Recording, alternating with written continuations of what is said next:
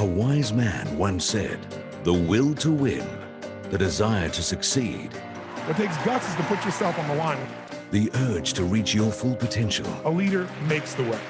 These are the keys that will unlock the door to personal excellence.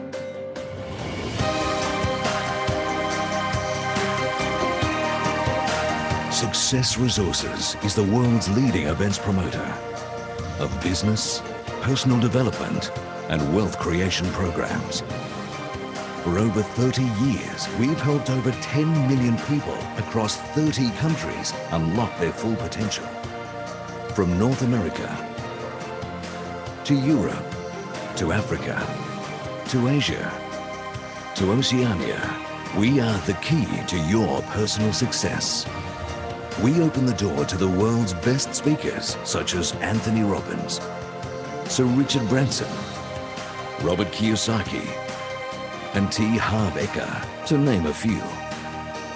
Praised by Donald Trump for being the world's best, we have over 500 events a year and access to the greatest thinkers, achievers, and motivators of our time.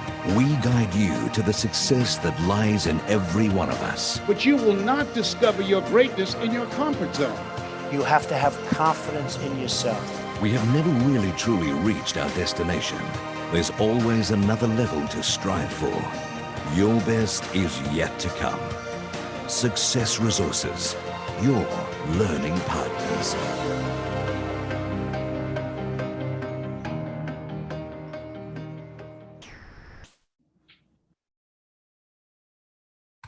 Hello, hello, hello. Welcome to Friday. Thank God it's Friday. Now, Russian invasion of Ukraine has put Bitcoin and other cryptocurrency as center stage. Now, as people are looking for ways to use crypto and Bitcoin to navigate through the war situation. Now, Bitcoin today has dropped back to 40,000. So let's discuss what is happening in today's Bitcoin journey to 100,000. Now, my name is Richard Tan from Success Resources. We are the world leading education provider every week, Monday, Wednesday, and Friday. This is streamed live on Facebook and YouTube. We make video tracking the incredible journey of Bitcoin to 100,000. So if this is a journey that you like to follow, make sure you subscribe to the channel, thumbs up on the notification bell so that whenever we have a new video, you are the first to know. Now, I'm delighted to bring my friend, Dr. Clemen Chiang, to the program. He's an authority in financial investing and a very well-known teacher all over the world with many thousands of students in the art of wealth creation. Welcome, Dr. Clemen. Welcome, Richard. Thank you for having me. Today is, thank God it's Friday. I always look forward to the Friday session. It's like looking forward to the weekend. Of course, the market is really hot. We are staying true to the watch the market, especially Chairman Jerome Powell testimony. And this is really in a very trying time, the era of our life. But we're going to learn so much today. Yes, I'm excited about today's presentation, Richard. Thank you, Dr. Clemen. So we will be borrowing your wisdom for today. Now, my first question to you, of course, we want to address the Russian invasion of Ukraine, right? So they just finished their second round of talk.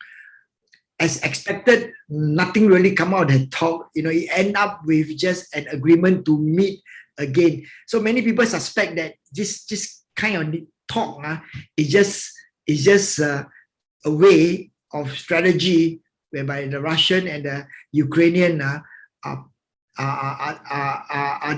delaying, right? Delaying for that their troop can do something else. However, today news that the French President Emmanuel Macron spoke for 90 minutes with Putin, right? And at the end of the session, 90-minute session, the French president concluded or think that the worst is yet to come in Ukraine and the Russia war, right? Now, I want to ask you, all of us want to ask you this question. We can't predict the future, but what do you think will be the potential outcome of this war? Wow, this is a really tough question. And before we get into the tough side of things, let me show you a tweet I sent out today. And you mentioned President Joe Biden as well as French President Macron. So they were having this conversation while they met, and the conversation goes this way. Macron asked President Joe Biden, why did you attack Iraq? And then President Joe Biden replied, because we thought they have nuclear. Then Macron asked back again, why don't you attack Russia? President Biden replied, because they have nuclear. So this is right now circulating everywhere. This is the really the big joke of the century. We are looking at a real serious threat. And of course, the outcome, I mean, there are a few scenarios to think about it. From Macron's perspective, is going to be very negative because he had a private meeting with President Putin. Yeah. Perhaps he's shed some light on the end game. So the question that we should be asking ourselves is, what is the end game to this invasion?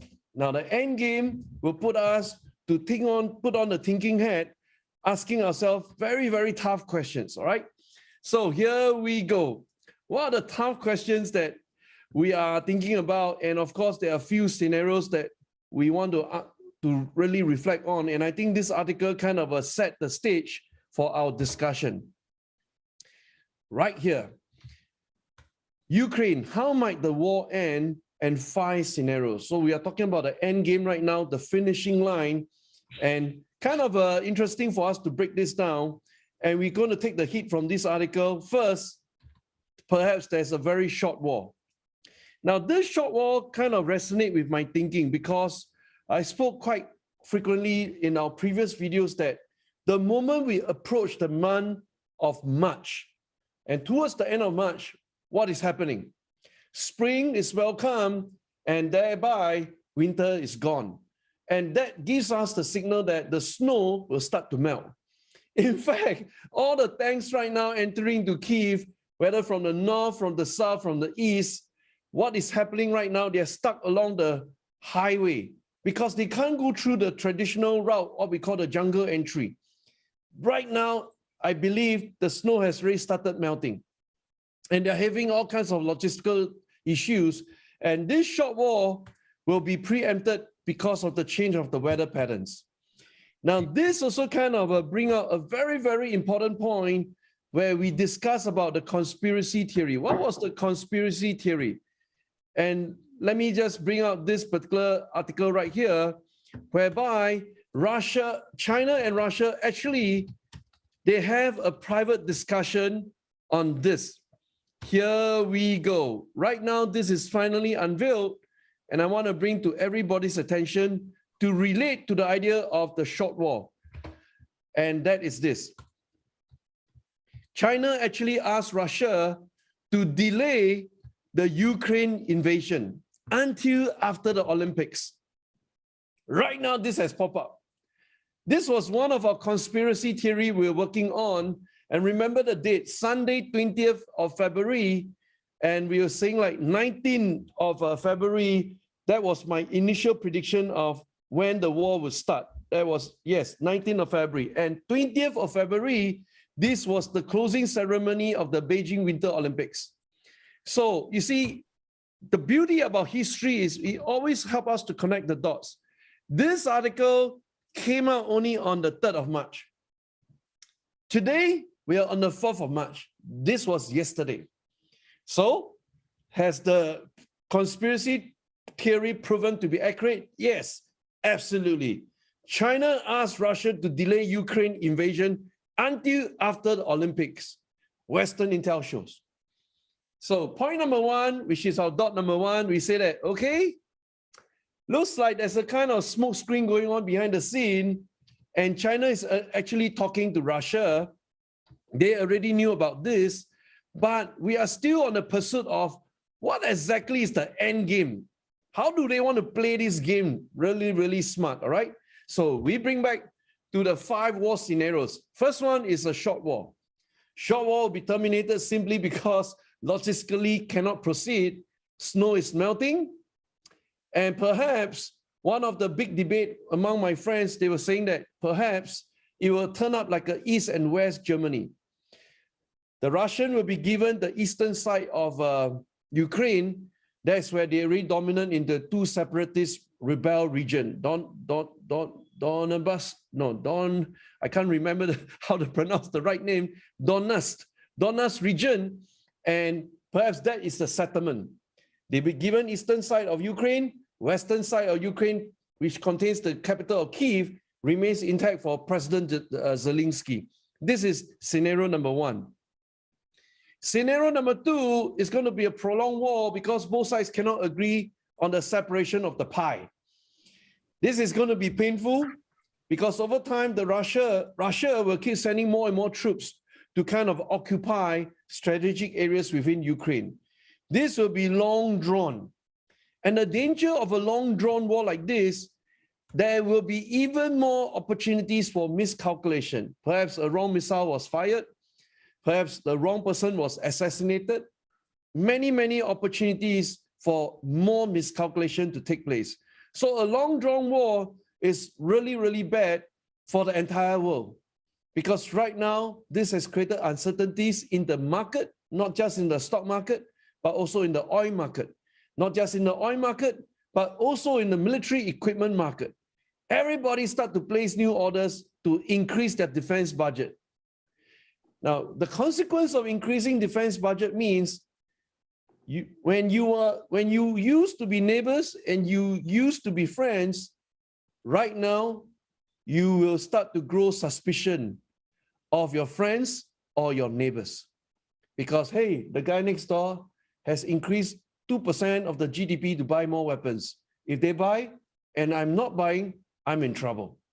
So there'll be a kind of a spending spree into defense budget and growing mistrust among allies. Scenario number three, here we go. The long drawn war spill over through the miscalculation into a European war. And it's not going to be called European war. I don't think the word is European war. It's just that it's used to describe the geography. But I think at a point in time, if it's a European war, officially, we can call it a new term. Let me show you what's the new term we're going to call it. Here we go. It is going to be called the World War number 3. I think that is a more apt because Russia will not be fighting alone. Please remember, Russia is already fighting with Belarus. Belarus is the partner, and they're going to bring in more of their allies. And the big question mark is, China is standing on whose side? Which I'm going to bring about the major conclusion to our end game theory, all right? So this is scenario number 3, European war, spillover, everybody start to break the rules. And one of the biggest rules they have broken right here. The European allies have sent military supplies to President Zelensky as well as his Ukrainians to fight the Russian within the land of Ukraine. This has never happened before. It has taken place. Officially, European has accepted Ukraine as part of a European member. And behind the scenes, they have supplied military equipment. Now, this is more than a thin red line, it's a danger zone. And then we go to scenario number 4. Right here, diplomatic solution. Now, this, we can stop wasting our time on this because when we talk about diplomatic solution, then I got to refer you back to my tweet again. Why did you attack Iraq? Because we thought they have nuclear. Why don't you attack Russia? Because they have nuclear. There's no diplomatic solution to begin with, or else this will not trigger to the case where we are witnessing it right now. In fact, under the guise of the diplomatic solution, which I spent the most time thinking about, was the question on why the war was triggered in the first place, right? You don't bother about the security concerns of your neighbors. You just keep like a bully in a school field, push the little guy, push the little guy, push the little guy, and one day the guy will fight back. This is what is called the diplomatic solution. And finally, scenario number 5, which I also believe is a low probability event because it is an opposite scenario. He is more used to killing his enemies than being killed. So he has an army of 1,000, the most trusted personnel close to him. You can't even get close to him. And he's in a war zone mindset already. So this guy fortified himself. You can't get close to him. And I don't think this is going to be easy. First of all, to assassinate him. Second, to oust him is even more difficult because his background is the KGB chief before he became the president. Now he controls every engine, every part of the organization within the government. And that's the reason why to be ousted, not easy. If it is easy, Chinese presidents will have been ousted long in the past. Think about Tiananmen. Think about Hong Kong. That easy? No. The guy who controls the gun holds the power. Which brings me to the conclusion of the 5 endgame, and I'm going to lead to a singular conclusion. Now, if you get it, you get it. If you don't get it, you'll never get it. All right? So give me your highest attention. I'm going to give you 3 dots, and you think about the 5 endgames that we've gone through just now. Here we go. Dot number 1. Chinese payment stocks jump as SWIFT sanctions against Russia boost yuan hopes. Now, we spoke about this. We spoke about this on what date? On the 28th of February. We spoke about it. 28th of February. All right? So this is dot number 1. Now, I'm going to connect with you from the 28th of February moving forward to dot number 2. Here we go. This is published yesterday, 3rd of March. And let me read out to you what it says right over here. China digital currency will Western sanctions against Russia over Ukraine boost the digital yuan.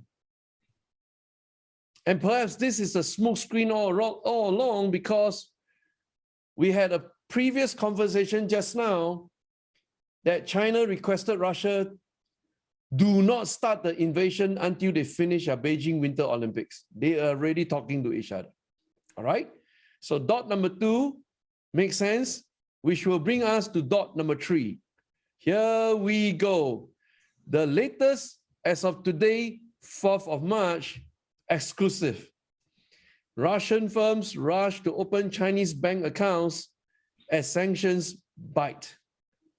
This is what's happening behind the scenes. You need someone to shield them from the very, very tough sanctions. And because of this, I believe there is a conspiracy going behind the scenes between China and Russia. And the word is this. They are both intent of de-dollarizing the US dollar.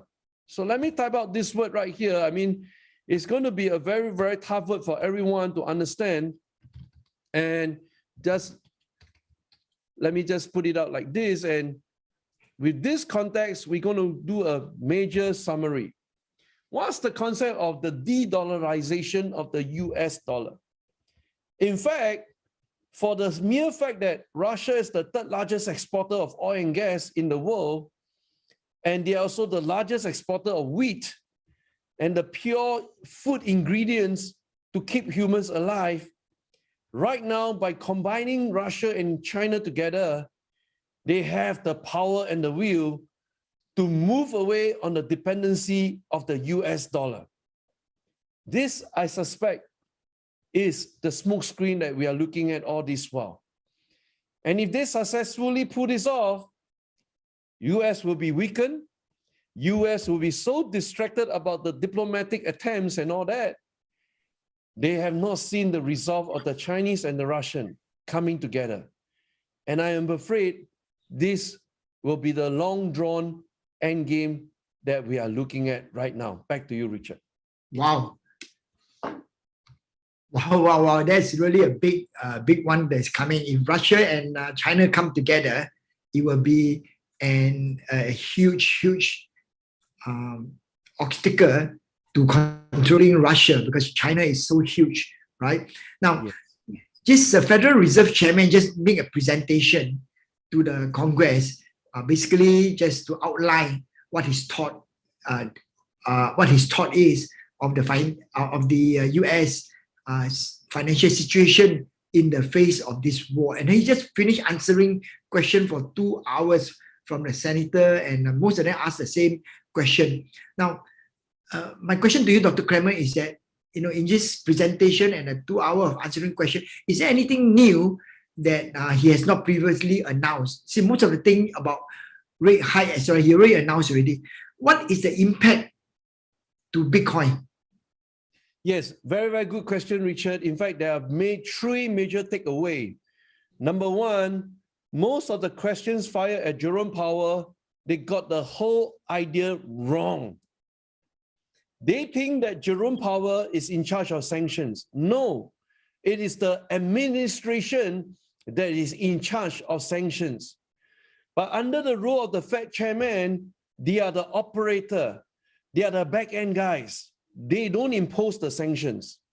So, in fact, so many senators were questioning Jerome Powell, how are you going to impose sanctions? How are you going to prevent people from bypassing the US dollar system or the Swiss system using Bitcoin as a getaway?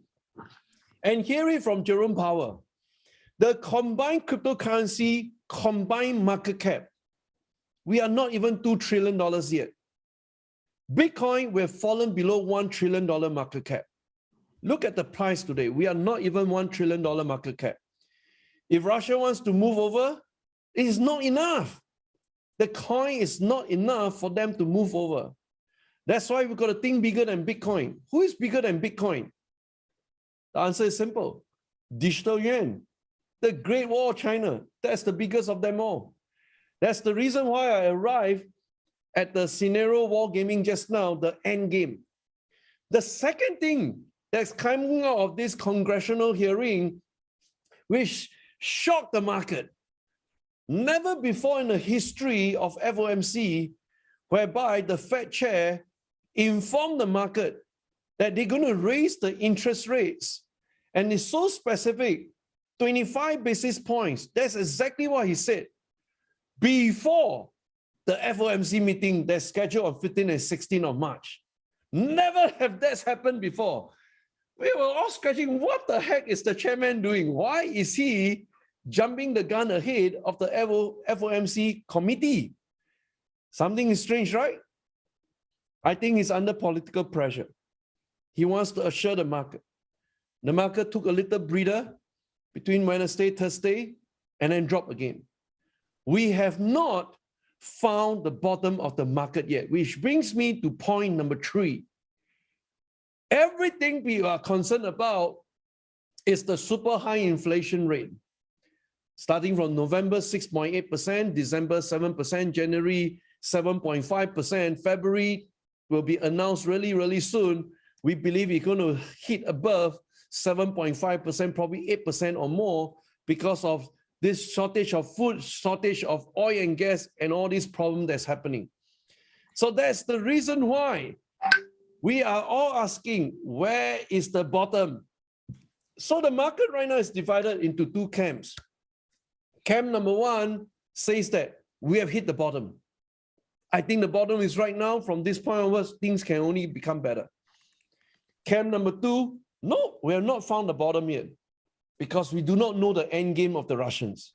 We do not know when they're going to turn off the oil and gas to kind of freeze all the European enemies and let them freeze to death. We have not found a way out of that. And to me, there's a third thing that we fail to consider. The biggest news that came out this week are all the major oil companies. They have officially pulled out from Russia, from British Petroleum to Shell to ExxonMobil. Now, this is painful. This is not a simple decision. Never happened before. Back then, when Russia took over Crimea, never happened before. When US attacked Iraq, never happened before in history. This is the first time. Multinational big oil companies pulling out of Russia. Out means they write off their investment. ExxonMobil lost about 5 billion just by saying we're out of Russia, gone. And there's one thing that we couldn't calculate. Don't talk about oil and gas company. We talk about the meta company, the mama companies. Or the tech companies also start to pull out. Or the sporting companies also start to pull out. Now, the repercussion to that, we got no formula to calculate this impact because it has never happened before in the history of man that unilaterally everybody pull out one go out of Russia. And I have only one thing to say about this. Please do not be harsh to your Russian friends. They are not Putin. Russian friends are just like us, ordinary guys. Unfortunately for the Russian army, they have to take order from the military chief, which is President Putin. But I believe you have Russian friends today in Singapore, in Asia, in Europe, in the US, in Africa, in the Middle East. These guys do not represent President Putin. So cut some slack on them. I think they're panicking right now. They do not know how to move the money back to their loved ones at home. They are stuck as well, right? So conclusion of the matter for Chairman Jerome Powell. The unilateral, the common agreement that everyone had over the 2 days of hearing is this. This guy has miscalculated on the transitory effect of the inflation pressure. He miscalculated it. Right now, he wants to get it right. And he wants to get it right to assure the market. I think these are good attempts, but the problem is this. Is he too slow or is he too fast? Nobody got the right answer to this difficult question. You raise the interest rates too high, too fast, the market will dive into recession. And everybody right now, the only thing they can think about is, are we in the bear market? Are we into recession? That's one camp of it. The camp that couldn't find the bottomless pit. The other camp who belong to the optimists say, no, we hit the rock bottom, it's time to go up.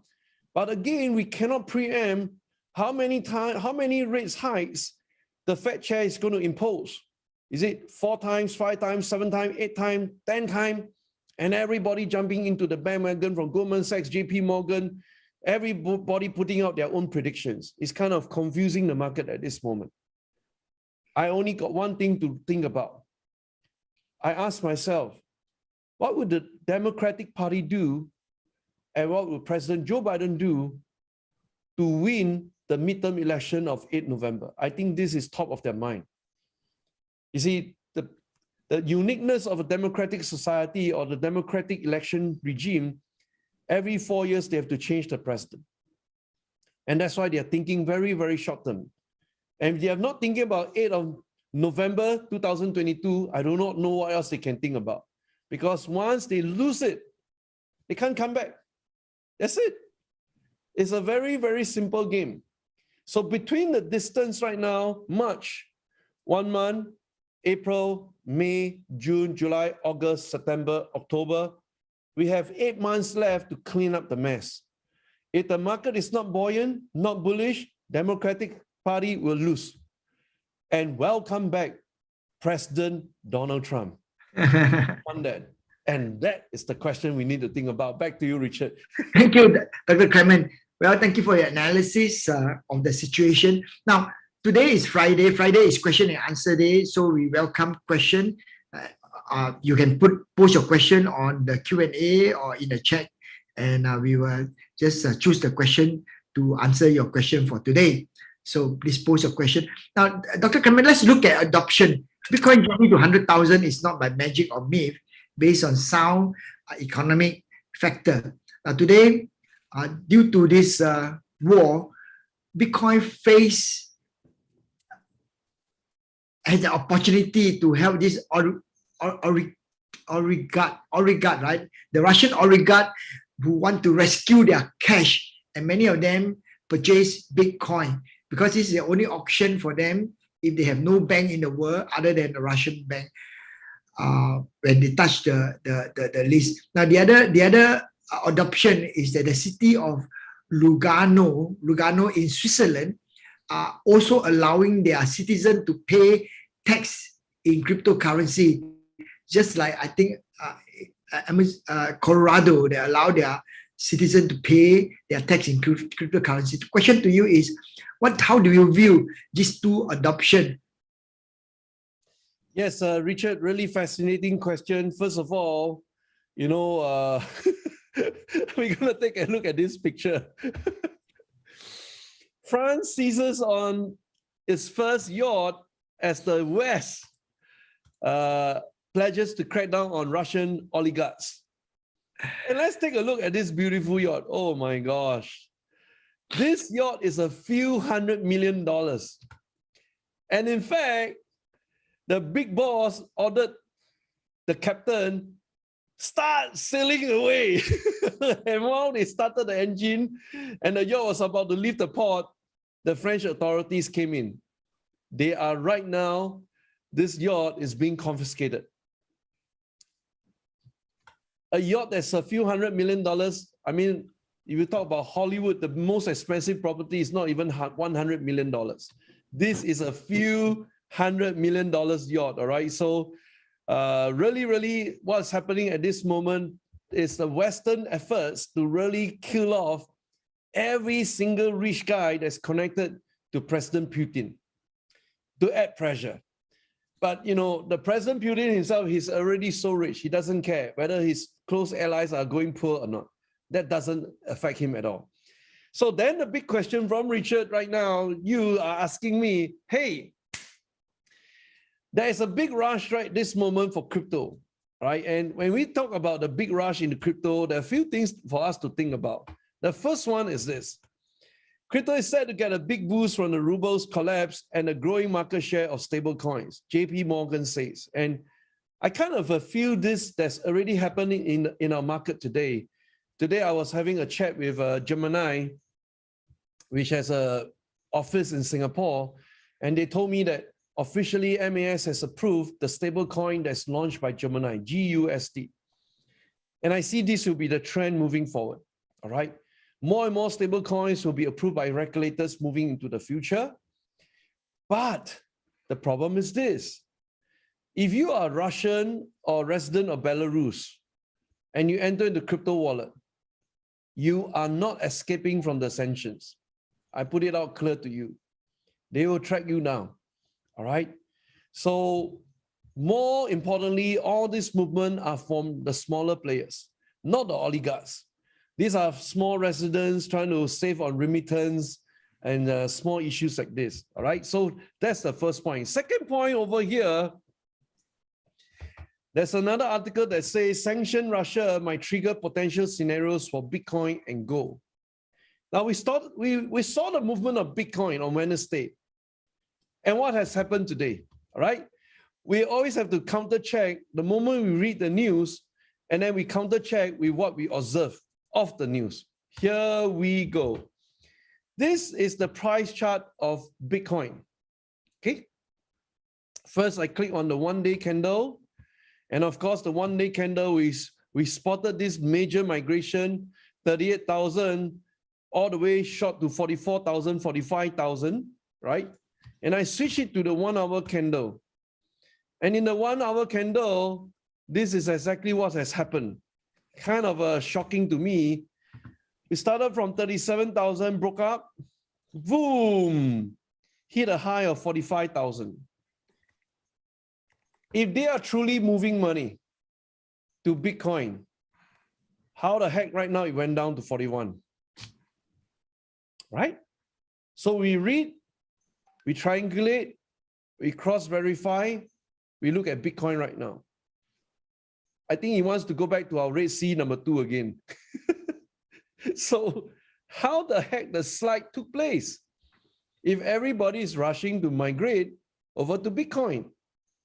Now to gold, I'm talking about like physical gold or gold, all right? Now that's a different ball game altogether. It's going to be much more complex, but see for yourself right now. This is the state of affairs. Now, in fact, if it is true, there'll be more migrations. We should be looking at a chart that goes like this. I go back to the one day, kind of zoom out a little bit, and Everybody can see the scenario planning. The previous all-time high, historical all-time high, 69,000. We can see this really beautiful right up there, 69,000, all right? It should be an immediate rush that go back to 69,000. We are not seeing this yet. So we are all right here trying to understand the 5 war scenarios: short war, long war, European war, or what is the smoke screen that's hiding us from the real intent? Perhaps Russia and China already thought about coming together to dominate the world. There is a possibility of that. We connected the dots. We've seen that. But the real money, I believe, is going to China digital yuan. That's where the real money is, right? That's why if you trace back how the heck last year China rushed to ban Bitcoin mining, China rushed to ban Bitcoin or crypto trading exchanges within China, and gave an official deadline by 31st December 2021. If you're holding cryptos in China, this is your last chance to switch over to digital yuan. They have an official deadline. So if I connected the dots, what we done last year and the work that we done this year, I say this is the movement into digital yuan. That's why we are not seeing this major movement to 70,000 that should happen within 1 week. We are not seeing it. The big money, I believe, goes to China. So we're going to conclude on this part of the question by Richard with one more, and that is this. Okay, we hold strongly to our faith that Bitcoin will emerge the winner, and we take a look at this article. Bitcoin vastly outperformed gold and S&P 500 over the past decade, right? And then we take a look at this really, really interesting chart comparison, which is right over here, starting from year 1 all the way to year 10, and how Bitcoin compared against traditional physical gold, or what we call the spot gold, versus the stock market S&P 500, all right? If you started with Bitcoin 10 years ago, today you're sitting on 437,000% profit. The rise. Gold, you're negative 0.25. Stock market, 277%. All right.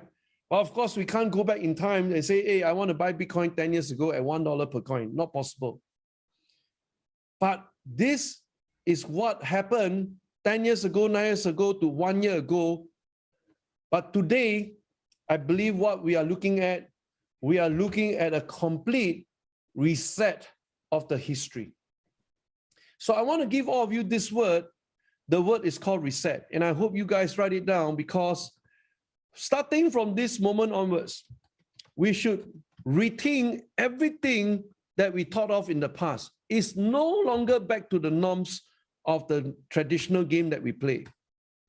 It'll be a complete reset. And you guys seen it. How would the heck President Putin has the guts to take over Ukraine, and in the middle of the battle requested for 3 settlement talks? It's all a game. And how in the heck China can request Russia, don't attack until my Olympics is over? And how in the heck so many new accounts start to open up for Chinese digital yuan? All this under the distraction, the smoke screen of the people crying Ukraine, the tanks rolling in, the bombs. All this is a distraction. The real money, I believe China and Putin or Russia will play the real new reset world that we live in the future. Back to you, Richard. Thank you, Dr. Clemen. Well, Dr. Clemen, before I ask you for your wisdom for us to go through the week, let's go and attend to look at the question from the participant. The first question from the participant is this, right? Wondering how many big companies are pulling out from Russia, and why is crypto exchange not banning crypto on Russian user? That means why are the big crypto exchanges not banning Russian from using the Russian user from using the exchange? Brilliant question. This is the exact same question I believe regulators all over the world, they are asking Binance. Let's start with Binance and then we can tackle the rest. First, Binance, why you don't have a HQ? Why you're not even willing to have a physical office address so that the law of the land can come after you? You say, no, I'm a cowboy. I'm with the wind. I can go wherever I want. And because of this, Binance took a very, very smart move. They say, what the heck? I don't need your regulatory approval. I got a lot of money. I'll invest in those exchanges that's approved by your government and I support them from behind the scene. I go into level 2. I don't need to be level 1. And through being a level 2, I know how the regulators look at those who are already approved, and I will tweak my way around it and still take customers from your country. This is the thinking of Binance right now. Openly stated this when they invested in one of the approved exchange in Singapore, when they invested in one of the approved exchange in Thailand, and this will be the modus operandi moving forward for Binance. All right, so let's settle with this issue first. They will never be tied down by any rules of the land. They will always be with the wind. Let's take it this way. Number 2, Binance came out with a statement, we are not going to shut down, prevent ordinary Russians from using our exchange. Why? Because they are doing the biggest business of their lifetime right now. They're making so much money. All this rush, everybody just go to Binance. And they are not revealing the numbers to us because they are not controlled by any regulator. That's the problem we are looking at right now. We have kind of cultivated a monster under our guise of the law of the land across different parts of the world. And of course, you put out a real sexy story. Oh, I'm here to save the ordinary guy. This is the whole value system about decentralization. The ordinary guy must have a chance to survive and all that, right? That story, I mean, we don't have to contest the narrative that's put up by them, but this goes against what the international community is thinking about. Even Singapore sent out a statement, we believe in the sovereignty of Ukraine. So right now you have a private entity called Binance who's going against the international community called the countries, US, Europe, Germany, in fact, including United Nations. Wow, kind of interesting, right? A private entity can kind of skirt around and bypass the international community. Something for us to think about because the rest always get distracted. So where's the real smoke screen? We do not know. We are trying to find the real smoke screen. Time will tell. That brought us to the third point. So you are Russian, ordinary Russian. You open up a crypto exchange, Binance, you put your money there. But how are you going to use those cryptos to buy your daily bread? I'm thinking about this. You still need to go out there, buy milk, buy vegetables, buy your tomatoes, buy your bread. How do you do that? Not possible, right? So who's the real guy doing it? Perhaps only the rich guys. The poor guy won't have the means. He will still use the traditional ruble dollar to buy bread on the street. So I believe this is reserved for the elites, the rich. So putting all this together is a very, very tricky question. And there's no answer until time will tell. The real smoke screen, what exactly is happening right now. We got no idea what is the real intent, but we got some clues. I hope you'll benefit from today's series. Back to you, Richard. Thank you, Dr. Clemen. Well, that question came from Liu Lai. Thank you, Liu Lai, for that question.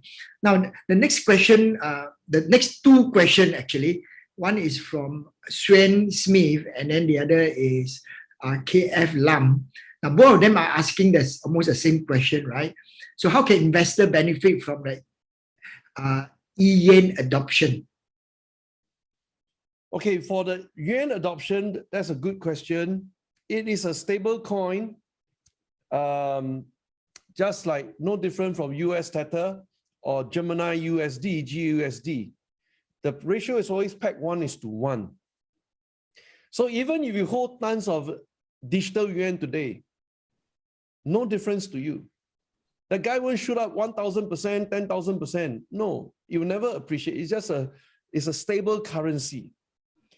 But what you should be thinking about is all these things has created two major crises. That is the place to make money. There are only two places to make money right now.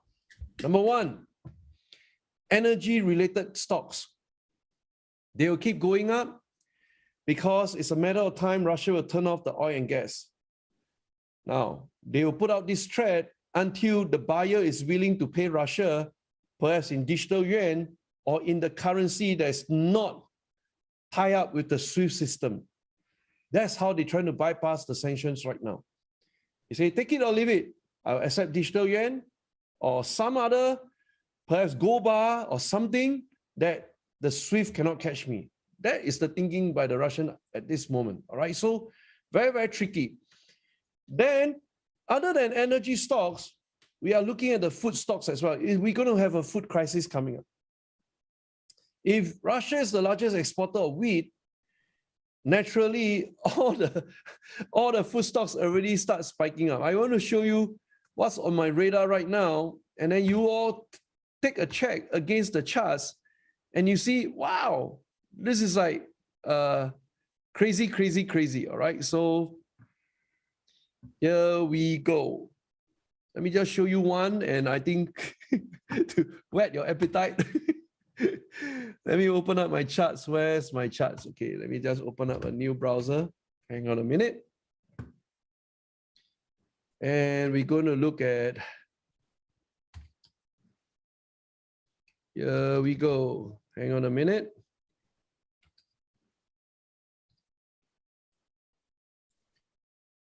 Dun, dun, dun, dun, dun. This is a food-related company, and it's called Mosaic. So if we look at Mosaic as a company, right, it is providing the nutrients for cultivating the crops. So we're talking about words like phosphate and potash minerals to feed the world. Look at this chart. How the heck it can grow vertical like this? Just like that. Because right now, not only food companies are spiking up in this manner, energy stocks are also spiking up in this manner. The energy stocks we're looking at, Warren Buffett company, Chevron. It goes up like this. Two areas, energy and food. But for the military equipment supplier like, Raytheon, or, I mean, that's something I do not want you to think about because your hands will be stained with blood. I think I'm also struggling with that. Should I buy into companies that produce missiles? And if there's a war breakout, the missiles will be killing people and you're going to be stained. I think that's going to be tough. All right. So we just think about energy and food, and I think this is enough. Back to you, Richard. Thank you, Dr. Clemen. So last question for you, Dr. Clemen, is for you to leave behind some wisdom for us over the weekend in the area of Bitcoin. So what wisdom can you share with us, participant in the area of Bitcoin? Yes, Bitcoin is going to be the crucial decider in this game for the common man. And what we need to do is really follow closely on the discussion and the discourse, everything related to Bitcoin. And I'm going to teach you guys how to do that, because if you are not following up closely on the conversation, you'll be out of touch. So what I do is I use Twitter and I kind of search for #Bitcoin. And there are two ways to use Twitter. All right. So the first way is like we call it top or the latest. So right over here, you see this top, and the other one is called latest. So if I click on top, all the top tweets from the people I follow very closely, all the conversations start to come in about Bitcoin. All right. And in fact, Richard was also discussing with me just now about Lugano. Switzerland is making Bitcoin the legal tender. This is the latest as of 15 hours ago, right? Now, if you want to look at the latest, now top are those, everybody is really thinking about it, trending topics. Now, if you click on latest, then what will happen is, this is the latest. Anything related to Bitcoin will start coming in as a whole flood of information right now relating to Bitcoin. And that's the reason why it is so important that you are really equipped with a fast tool like Twitter. But it's not something that everybody is comfortable with. Because after some time, you say, I'm tired of reading all this. Now, if you are tired, then don't tell me you want to make money. Making money cannot be tired. You must be updated. So the final words of wisdom for the weekend, make sure you are always updated with the latest tools to kind of update yourself. Now, once you have the latest information being updated, the step number 2 is the analysis, which is not easy. So I encourage you guys, subscribe to our YouTube channel 3 times a week. We give you the analysis, how to connect the dots, and whether a conspiracy theory will play out. And that's something I'm very, very excited about. So far, kind of bring me closer and closer to the truth. And the third part of it all, once you have the information, you have the analysis, what's the step number 3? Put into action. That's where you take action, invest into the market, make money. But if you've done your information, you've done your analysis, but you never take action, you are no different from yesterday. Perhaps you got a little bit more knowledgeable, but that knowledge is not converting into actual profits of wealth that you intend to grow. So stick with us, hang out with us, and I'm sure Bitcoin will spike all the way to 100,000. Yes, Richard. Thank you so much. There you are, Bitcoin journey to 100,000 on this Friday. We do our best to research facts and data from the market and present to you. With the facts and data, you can make an informed decision for your financial future. We remain bullish on Bitcoin. Secret to success: wake up early, work hard, and own Bitcoin. And wish you a wonderful, wonderful week ahead. Thank you so much. We believe that investing in our education has the highest leverage and is the greatest equalizer. Regardless of background, everyone can have the same opportunities with education. We believe in doing what is right, not what is easy. We believe in anything that is worth doing, we do it with passion and excellence. We believe that happiness is the key to success. If you love what you're doing, you're already successful. And that both success and failure are temporary, worth sharing about and even celebrating. That said, we believe we have had our fair share of both. Yay! We believe that when the market is tough, we can be tougher. We believe the best product should win, not the best sales pitch. We believe that winners are winners because they don't quit. We believe that the biggest sin is to make learning boring. We believe in making decisions and owning our results. We believe in innovation to continually provide value to all around us. We believe that together, everyone achieves more. We believe that real leaders don't create followers, they create more leaders. We believe that we can learn from our competitors. We believe that women work harder, do better, and are more confident. We believe it's okay to be proven wrong. It's okay to change your mind. And it's okay to cry when you're having a really rough day. We believe in giving everyone the benefit of the doubt. We believe in always saying please and thank you. We believe that if dreaming is free, then we should dream big. And then working hard to achieve it. We believe that if we have knowledge, it's our duty to pass it down. We believe that we shouldn't teach something we ourselves don't believe in. We believe it's better to ask for forgiveness than permission. We believe in saying sorry and meaning what we say. We believe in being high-tech, means adding a human touch. We believe that no one has all the answers. Not even us. But we go find out and we learn We believe that learning never ends, and once you stop learning, you start dying. We believe that one person or one great idea can change the world. That's why we believe in helping you grow and succeed. And with your help, we can change lives globally. We believe. We believe. We believe.